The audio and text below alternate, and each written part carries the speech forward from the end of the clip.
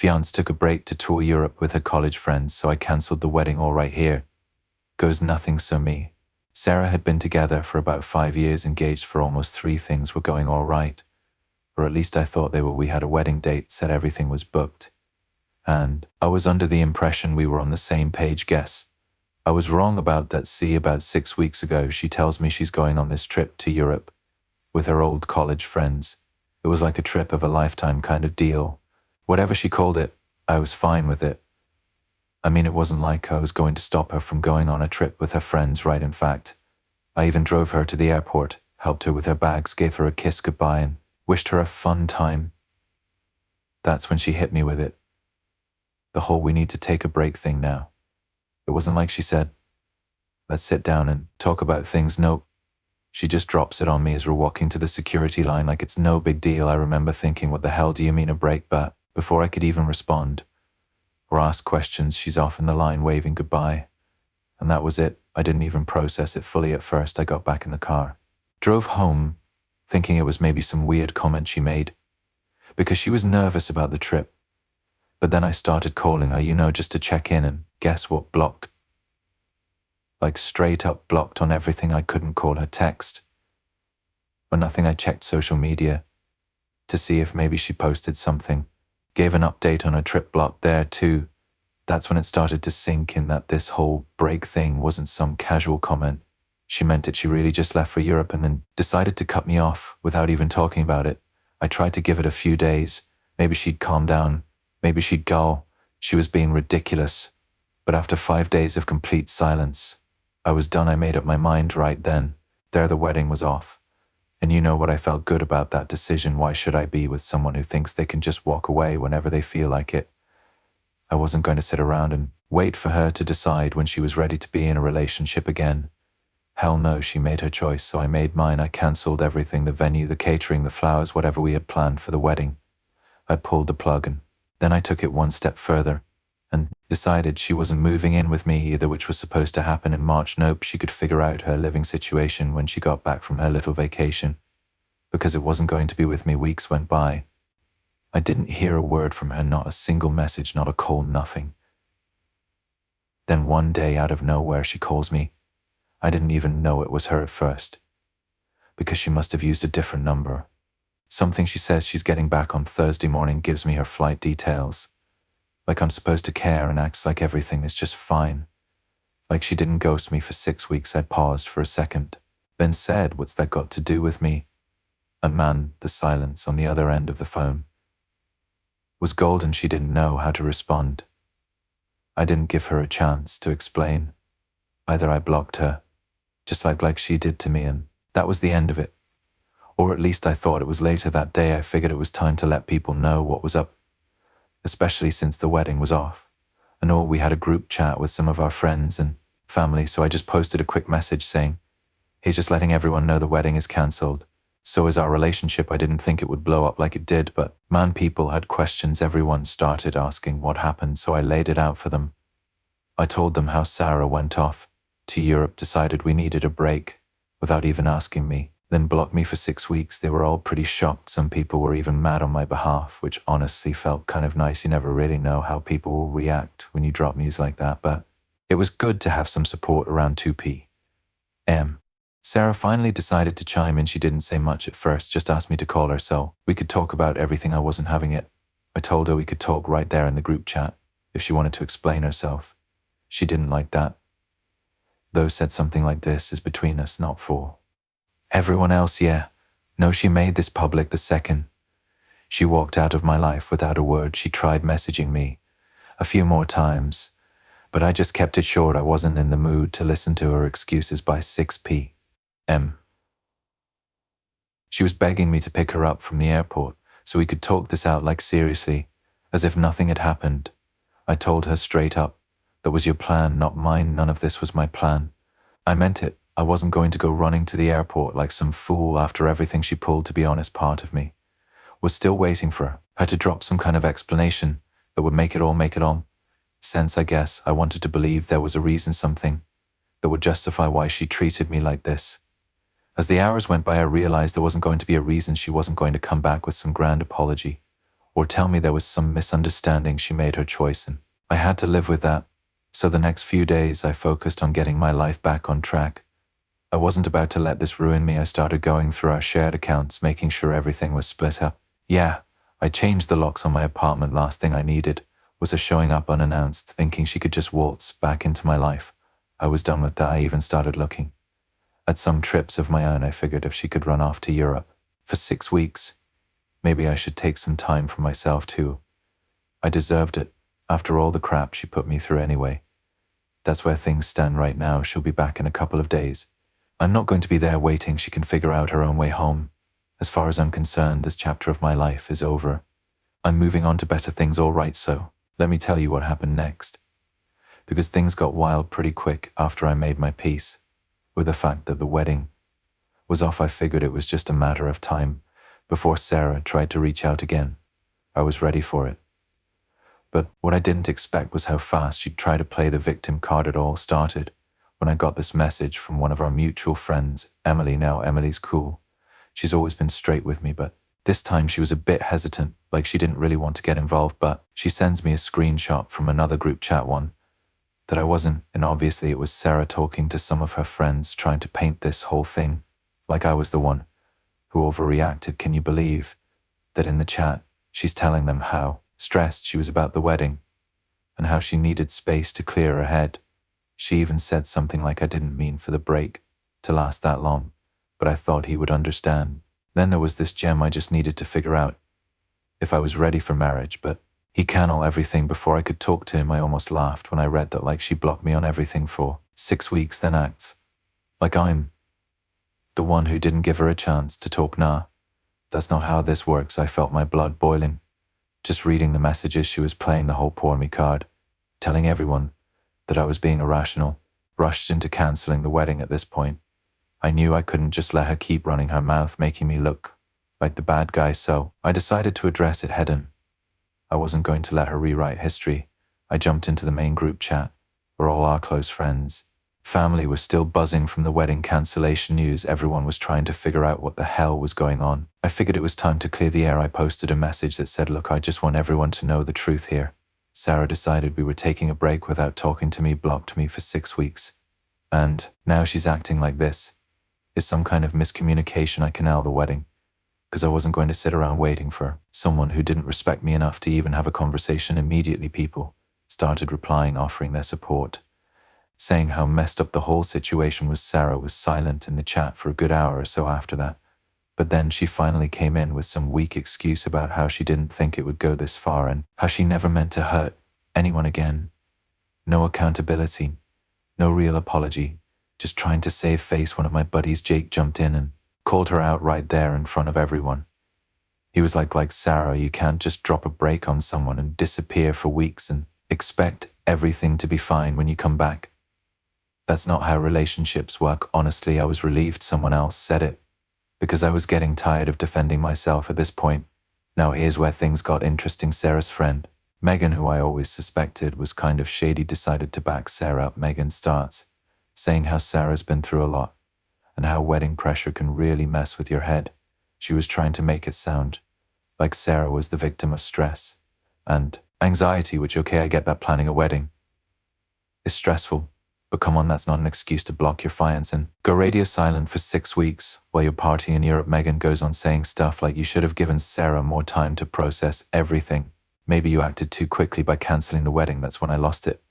I wasn't about to sit there and listen to some third-party person who wasn't even in the relationship try to tell me how to handle it. So I replied, Megan, with all due respect, you don't know the half of it.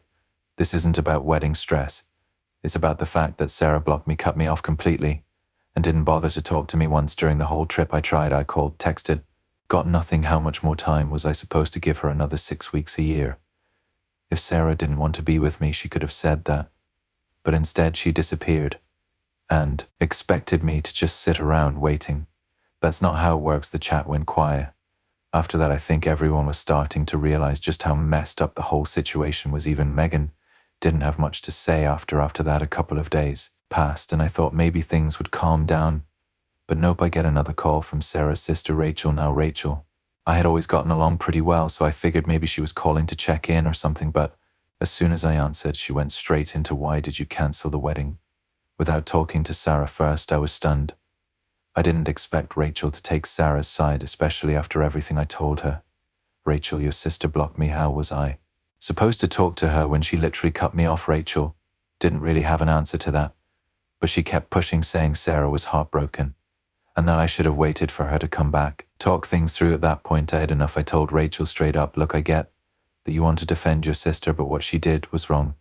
She didn't even give me any say in the whole break thing. I'm not going to wait around for someone who doesn't respect me. If Sarah wants to explain herself, she knows how to reach me, but I'm not going to be the one to fix this. Rachel tried to bang. Hung up. I wasn't about to keep having the same conversation with every single person Sarah sent my way that night. I got another message from Sarah this time.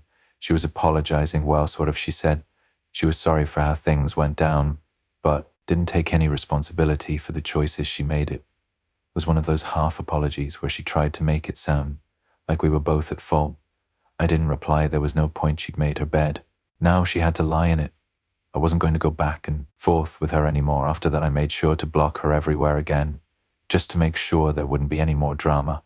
I wasn't interested in hearing her excuses, letting her drag this out any longer. At the end of the day, I realized something. I dodged a bullet. If this is how Sarah acted when things got tough, I can't even imagine what it would have been like to be married to her. I felt bad for the time we wasted, but I was glad it ended before it got any worse. Now I could move on, and that's exactly what I planned to do. Update 1. Alright, so after all the drama with Sarah and her trying to guilt trip me into reconsidering the wedding, which by the way didn't work, I thought things would quiet down for a bit. But nope, not in my life. Turns out I had way more coming my way than I could have expected. About a week after I blocked Sarah for the last time, I get this random call from a number I didn't recognize. I almost didn't answer it, because at this point I wasn't in the mood for more drama, but for some reason I picked up. And guess who it was? Sarah's mom. Yeah, her mom. Like, what the hell now? Sarah's mom. Lee had always been one of those people who was super sweet to your face, but you could tell she had this whole passive-aggressive vibe just under the surface. She was the type of person who would give you a compliment, but somehow it felt like an insult. You know what I mean? Anyway, Lisa starts off the conversation all friendly, like nothing had happened. Hi, sweetheart. How are you doing? She says, like we hadn't just canceled a wedding.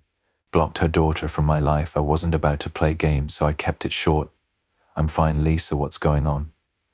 That's when she starts with the whole guilt trip. She says, oh, we were so looking forward to the wedding. This whole thing has really devastated Sarah. You know, she's been crying every day since she got back, right? She's just been a mess now. I wasn't about to let her make me feel bad for Sarah, not after everything she pulled, so I told her straight up, Lisa, I'm sorry Sarah's upset. But she made her choices. I didn't call off the wedding for no reason. And then Lisa hits me with this, well, maybe you overreacted a bit. You know, Sarah was just nervous about the whole thing. Sometimes people make mistakes when they're stressed. Don't you think you should give her a second chance? I couldn't believe what I was hearing. I mean, she was acting like Sarah blocking me for 6 weeks. Disappearing was just a minor mistake. I wasn't having it, Lisa. I said this wasn't just nerves. She literally blocked me on everything and went off to Europe without saying a word. That's not something you just brush off. If Sarah was having doubts, she should have talked to me, not shut me out. But Lisa isn't done yet. Oh no, she kept pushing. I know it seems bad, but think about all the years you've been together. You've had such a good relationship. Don't you want to try and save it? I'm sure once Sarah explains everything, you'll understand. At this point, I was getting pretty annoyed. It was like Lisa wasn't even listening to what I was saying. She was so focused on getting me to take Sarah back that she wasn't considering how I felt. I took a deep breath, trying to stay calm, and said, Lisa, with all due respect, Sarah had 6 weeks to reach out to me. She didn't. I've already made up my mind. The wedding. Hi, I'm a 17-year-old guy, and recently my parents told me that they would prefer for me to be able to pay for my own college tuition. There are just a few months to go before I start college, and I've already been accepted into the school of my choice. I had obviously been expecting that my parents would help me out, because they are financially well off enough to do so. They had done this for my brother as well, so I did not think that I would have to pay for college by myself. My dad is an engineer. My mom is a nurse, so we are financially stable. I would say that they have enough money to afford to send me to college without making me work for it, or rely on student loans or anything like that. Besides, as I said, they had done this for my brother earlier. I obviously expected them to have a college fund set aside for me as well, because I was just judging them by the standards they had set for me, by comparing it to what they did for my brother. My brother is 6 years older than me. He went to business school. A couple of years ago, my parents paid for all of it. I know that because my dad actually bragged about it several times to a couple of his friends about how he had sent his older son to the best business school in the state, and how he was going to get back 10 times the amount he had invested in his son when he finally became a successful businessman in the future. So I just assumed that they would want to do the same for me, even though I was not going to business school, was actually going to major in psychology. They did not bring up the topic of college tuition with me when I started applying into colleges at first, so I thought I would hint at it, but they never said anything about it until I was finally accepted into the school of my choice, and I was forced to bring it up with them and ask about how I was going to be able to pay for all of it. They had just never said anything about the tuition, and I felt like I had to ask them about it, at the very least, to make sure that they would pay for it for me. Just like they had done for my brother, I expected them to say that it was taken for granted that they would take care of the expenses, but instead they actually ended up telling me that they would want to encourage me to pay for everything myself, work through college, or get a student loan. That was obviously a huge shock for me, because I had always assumed that they would pay for college for me. My first instinct was to get mad at them. I think it was reasonable for me to be upset, because I knew that they had paid for my brother to go to college, yet they were not ready to do the same for me, which felt like a clear case of favoritism. This whole discussion happened a few weeks ago, when I asked them why they had paid for my brother to go to college but were not willing to do the same for me. They told me that there was a valid reason for all of it, requested that I not get mad at them before I knew the whole truth. My father explained to me that recently one of his relatives had fallen extremely sick. This was a person who had helped him when he was in the very early stages of his career. He was referring to one of my dad's uncles who had been diagnosed with leukemia a couple of years ago. He had a decent amount of wealth of his own, but he had squandered all of it away with years of gambling and drinking. His children were no good either, because they did not have any ties with him anymore, and did not even visit him. When he was on his deathbed, naturally, my father felt the need to step up, take care of him. Because his wife had passed away long before he was diagnosed, after his wife's death, his children stopped speaking to him, or even visiting him, pretended like they did not even have a father. He did not have any other family to look out for him, because everybody kept their distance from him. Due to his addictions, nobody wanted to take on that responsibility by keeping in touch with him. My dad was grateful for all the opportunities that his uncle had arranged for him around the beginning of his career, and so he felt the need to repay his debts by taking care of him. After his diagnosis, he had been taking care of his uncle for the past couple of years, had been paying for his treatment out of his own pocket, which had seriously affected his savings, because healthcare is expensive. Unfortunately, there was not enough money left for him to be able to pay for my college tuition. Because he also had to think about his own future, it would be very difficult to make do with the kind of money they would have after sending me to college and paying for all of it. That is why he wanted me to be able to pay for myself. He told me that he was really sorry about it, but I had a future ahead of me, and he knew that I was capable enough to get through it. But he was getting older, needed to think about retirement as well, so he wanted to encourage me to look out for myself. I was still upset about it, even after he told me the reason, but I thought it was a good thing that he had done. I did not want to hold that against my father. I kind of bought the story that he told me because part of it was actually true. I knew that his uncle had been suffering from leukemia, had a lot of addictions, because of which his family would not talk to him anymore, and we were kind of the only visitors that he would have, so it did not seem unlikely to me that my dad was helping him out with the medical bills. Everything I also knew that it was true, that his uncle had helped him find his first job, and my dad had actually been very upset when he passed away a couple of months ago, and had been devastated at the funeral. My family would also visit him quite often, and I had seen the bond that my dad had with his uncle firsthand, so it was difficult for me to hold that against him, be mad at him for spending so much money on his uncle's treatment and not leaving anything for me in my future. It was a difficult choice for me, but I managed to forgive my father and told him that I would find a way to pay for college by myself if it came down to it. If really had to get a student loan, then I would expect him to be on board but that he told me that he would definitely help me out in whatever way. My mother seemed to be the most upset about all of this, but she did not say anything at the time, and I thought that everything was normal between her. My dad, because if there was any tension between them at the time, I did not see it. I just guessed that she was maybe upset because I would have to work through college on my own, while my brother did not have to do the same during his time. She kept apologizing to me for everything even more than my father, and I could tell that she felt bad about it. But I told her that it was all okay, and I did not mind, because at least my father did not spend my college fund on something stupid. He was actually trying to save somebody's life with the money, so I guess that was a noble thing to do, especially when he was doing it for a person whose own family had abandoned him. So I tried to convince my mother that it was all fine, but she still seemed disturbed anyway. After I realized that my father would not be able to pay for me to go to college, I started looking for other ways. Decided to start working in the months leading up to when college would finally start. I had done a few internships before, and I did have some money set aside, but that would barely cover anything. This was more of a last-ditch attempt to get some more money, but eventually I knew that I would have to take out a student loan, which is something I did not want to do, because then I would end up having to pay it off for the rest of my career. I didn't even know if I would get a good enough job after I graduated, so everything was just really stressful for me for the past few weeks. But then I found out something last week that really changed my perception of everyone, because I figured out where my dad's money had actually gone, or rather where it was about to go. I guess you guys must have figured it out by now, that a lot of this has to do with my brother, which is why I was talking about him so much so. Before I get into what I found out, I would just like to talk a little about my relationship with my brother. So everything makes sense. My brother is a lot older than me, so we never really grew up as friends. We were not on bad terms.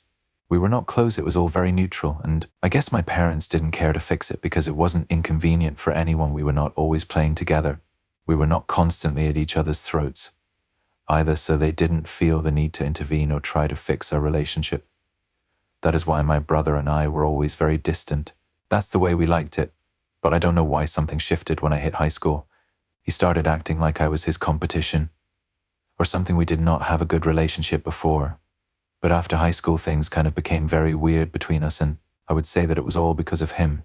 He had just started college at the time, and whenever he would come back home from college, it would feel like he was constantly trying to rub it in my face that he was back from one of the best business institutes in the state. I don't know how to phrase it better, but he had turned into a kind of show-off. He had also started actively putting me down, which is not something that he used to do before, but he did it very cleverly and always disguised his insults as jokes.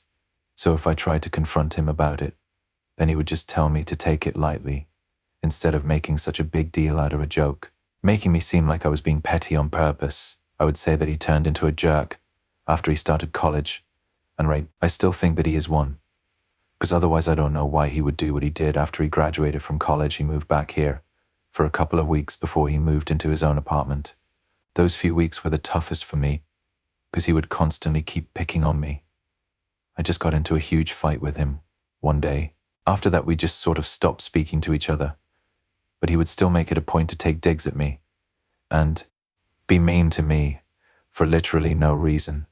That guy is literally 26 now, but he still thinks putting me down is going to make him feel better. He had been working at a small firm for a couple of years after he graduated, but I knew that he was not happy there, because he thought that he was too big of a fish for such a small pond, and he wanted something better. He would constantly keep complaining about how stupid every single one of his KL workers was, insisted that he was so much better than them, but the only reason he could not find a better job at this point was only because of the recession. Stuff like that. If you ask me, the real reason he could not find a better job was because maybe just going to a great business school does not make you a good businessman. His attitude was really bad, and he was insanely pompous.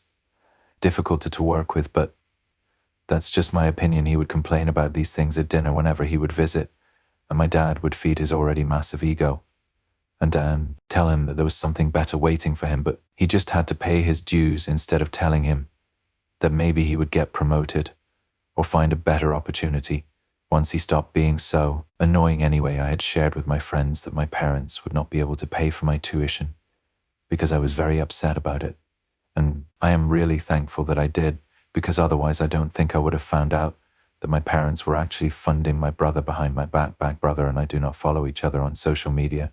I actually have him blocked because I have zero interest in his life and do not want to see him anywhere, but a couple of my friends do follow him because we went to the same high school and they had older siblings in his year as well. So they just follow him for fun. And 1 week ago, a bunch of my friends sent a post to me that my brother had put up, and that changed everything for me. It was a picture of our family, but I'd been